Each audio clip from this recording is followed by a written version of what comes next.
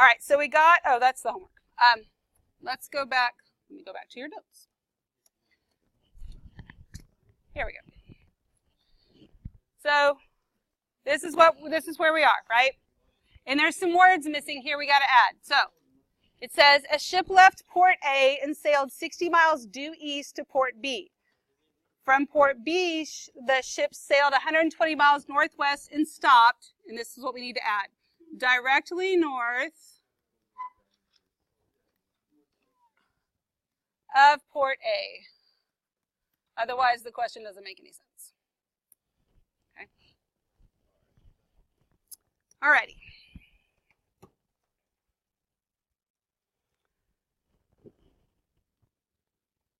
So here's port A. It says the ship left port A and sailed 60 miles due east. That means it's a horizontal line to port B, and this is 60 miles. It says from port B, the ship sailed 120 miles northwest. So remember that you've got this kind of bearing thing here. And so if I'm going to go northwest this way, and it stops directly north of port A. Bam. It says find the bearing from port B to the current location of the ship. So that means I'm looking for this angle right here. That would be my bearing, right? Because I went northwest.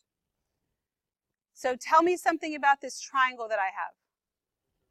It's a right triangle. That's why that whole directly north thing, right triangle. Oh, I also didn't label that this is 120 miles. Okay. All right, everybody good so far? So I want this angle right here, but this is the angle right here that I can actually find at this moment. And so I'm going to find that, and I'm going to use just plain old right triangle trig, right? Would I use sine, cosine, or tangent?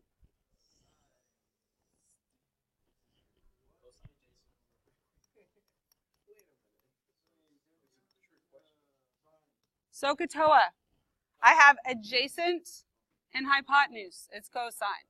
So the cosine of theta is equal to the adjacent, which is 60, over the hypotenuse, which is 120. Can I reduce that 60 over 120? Yes, and that gives me 1/2.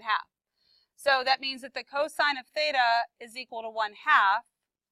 So theta is equal to the cosine inverse of 1/2, right? And remember, the inverse gives me an angle. What is the cosine inverse of 1/2?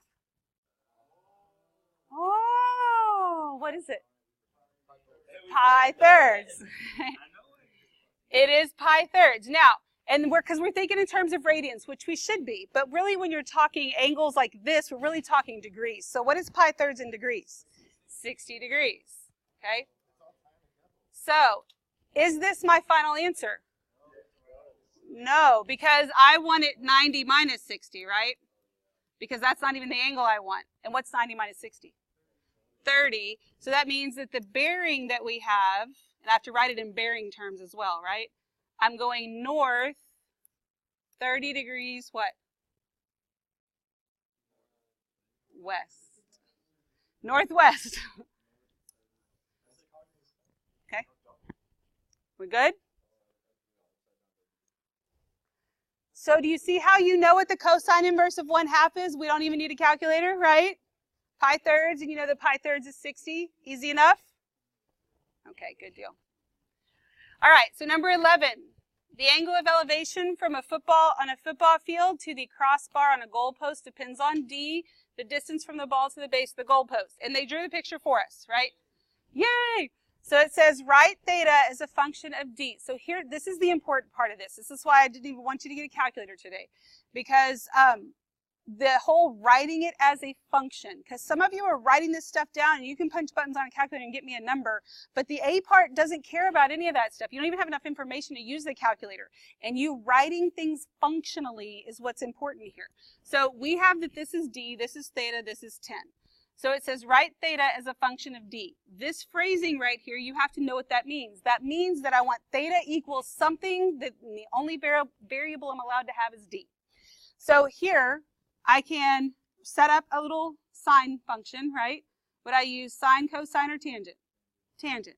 So I'm going to have the tangent of theta is equal to the opposite, which is 10, over the adjacent, which is d, right? I don't care about the tangent of theta. I want theta. So theta is equal to the tangent inverse, or arctangent, of 10 over d. I have no idea what d is at this point, but what I'm looking for is an equation, a function, and theta is equal to tangent inverse of 10 over d. That is theta as a function of d. Does that make sense to you? So that's part A. Part B then says using your graphing calculator, and it doesn't have to be a graphing calculator, it says to find theta when d is 75 feet. So that means theta is equal to the tangent inverse of 10 over 75. And that's not an inverse value that you know. That's why it's telling you to use your calculator, because you're not always going to know them like we did on the one before. And I know you can punch those buttons. That's why I didn't even worry about getting a calculator. But at this point, you would actually punch the buttons and get a number. And you can handle that, right? Okay. So let's look at 12. It says 2 cables are secured to the top of a 50-foot tall utility pole to the ground. Sorry, I'm waiting for my board to respond here. Oh, now it did, and it's going to go too far. All right. So, 50-foot tall utility pole. So this is 50 feet. The lengths of the cables are given as C1 and C2. This kind of problem, if I gave you numbers for C1 and C2, I know you could figure it out. But then when you have variables, y'all are like, I don't know, these are so hard. But it's the same thing. Part of the reason you feel that way is because some of you don't write everything down and you just try and punch buttons and you get numbers, but you can't think functionally, which means you'll never get through calculus of any level. So what I want is this theta, right? So let's think about what we can do. We do know how to use trig on triangles that are not right triangles, but we don't have enough information for that. But I have these right triangles here that I could use. Does that make sense to you? So you see this big right triangle that has C1 as a hypotenuse? I could use C1 and 50, and I could find this angle here. You agree with that? And so I'll call that angle alpha, because I don't have anything else to call it. And then, because we don't really use x and y, so once you use theta, you use like alpha and beta.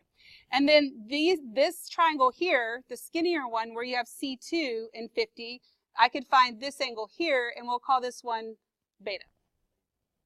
Okay, which is the funky looking B, right? So if I can find alpha and beta, then could I figure out what theta is? Yes. Theta is just equal to alpha minus beta. Do you agree with that? Once I find alpha, I subtract beta, I'm left with theta. And they all rhyme too. All right, so now that I have this, now I've got to figure out how to set the rest of this up. So it says write theta as a function of C1 and C2. I have theta written as a function right now, but it's as a function of alpha and beta, and nobody asked me for that. I put those variables in myself. So let's look at what we could do with this triangle. Let's just talk about C1 first in this alpha. Okay, so this angle can use this side and this hypotenuse. So would I be using sine, cosine, or tangent? Cosine, because I have adjacent and hypotenuse, right? So I'm going to use this space to write in, since we don't even have a calculator to do this anyway. We're going to do cosine of alpha is equal to the adjacent, which is 50, over the hypotenuse, which is C1. Make sense so far? So that means that alpha is equal to the cosine inverse of 50 over C1. So now let's look at beta using this triangle. So I can take the cosine of beta, and that's equal to the adjacent, which is 50, over the hypotenuse, which is C2, whatever that happens to be.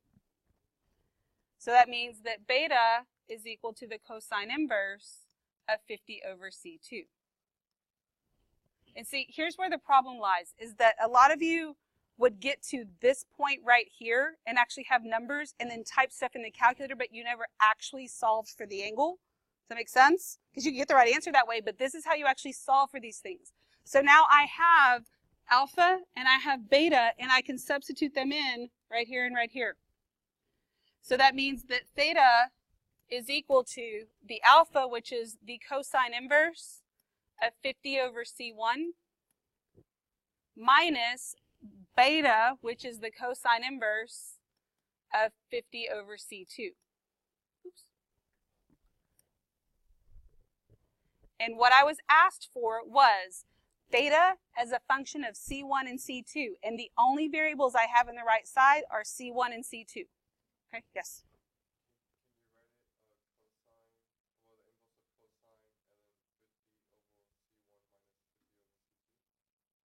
No, those are two completely different things. No, absolutely not. There's no way to combine or simplify this at this point. And notice too, writing this stuff down right here is important. It sounds silly and simple, and sometimes you're like, I see that. Why do I even write that down? Because when you get to the end, it's really easy sometimes to subtract backwards. If you're adding, it doesn't matter. But when you subtract, you might, if you subtract backwards. If I have it written down, I'm way more likely to put it in the correct order. Does that make sense to you? Okay. So then, when we do use the calculator, we'll write it down. It says find theta if the cables are 120 feet long and 65 feet long. So theta would equal cosine inverse of 50 over, okay, so which one's longer, C1 or C2? C1, because the bigger that angle gets. So this would be my 120, and then minus cosine inverse of 50 over 65. And then you could just type that in the calculator exactly like that. That's not something, you're not expected to know those inverse values. You're expected to know the special angles, not those. Nobody knows those. Okay. Nobody knows those. It's okay, unless your brain's like a supercomputer. But I really want you to start thinking about this whole writing the equations out and actually being accurate there. That's important for you to be able to set stuff up, okay? Any questions at all? I know. They probably do, because there are algorithms for you to like come up with that stuff. And so I'm sure there's people that probably can, that are like those super geniuses. And oh, no, not me. No, definitely not a super genius. I don't have that kind of brain, like Rain Man or something. I don't know if y'all ever even seen Rain Man. Yeah, they just know this crazy math. I wish I did. That'd be great. My brain doesn't work that way.